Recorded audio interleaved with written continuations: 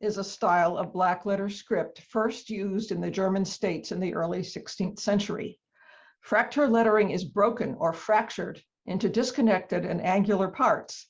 It was used widely in German-speaking areas of Europe and the US into the 20th century. Name-inscribed friendship quilts became popular around 1840, with the earliest produced in Quaker communities in southeastern Pennsylvania and New Jersey around Philadelphia. Perhaps it was inevitable that Fraktur lettering would appear on Pennsylvania German friendship quilts, like this one for Christina Schultz. The inking, I argue, are inspired by the reticule bags that women inked in the 18 teens.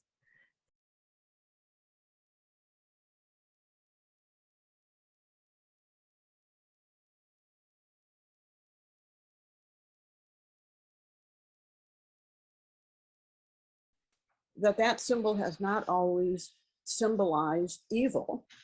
In fact, for 15,000 years or more, it appears in almost every culture that we know, and always for positive reasons.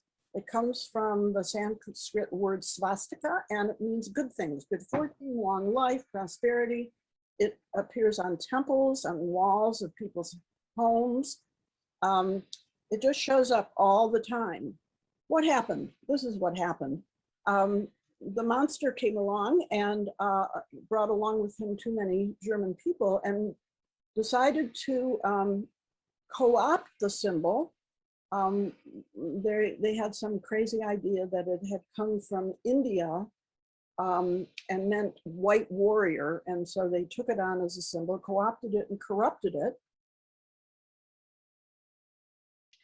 Well, let's go on to our guest. We're so excited to have Alex Anderson here. She's an old friend of several of us. And she says she's really not a know-it-all. She's a sew-it-all. She's a founding partner, excuse me, of the Quilt Show, which is what we aspire to be here in the Six Know-It-Alls. When I was asked to be a know-it-all, I said to Barbara, but I'm not a know-it-all. I'm not a know-it-all. I listened to these women here and all the history that they have and everything. And she said, no, you just have to say you're a know-it-all. And you are one. So thank you, Barbara. And then today I came up with I'm a sew-it-all. So know-it-alls, I have a question for you. Okay. And thank you for inviting me. Was this a style? What's the story on these quilts? Because they are incredible and they're kind of crazy. Oh, I have a lot to say about this. I have a lot to say about it. These quilts have always been around. They just haven't been appreciated. So what we see today is skewed. It's very skewed compared to what was actually made. Right now in Boston, there's an exhibit on display at the Boston Museum of Fine Arts. Several of us in the quilts and the know-it-alls had something to do with the exhibit.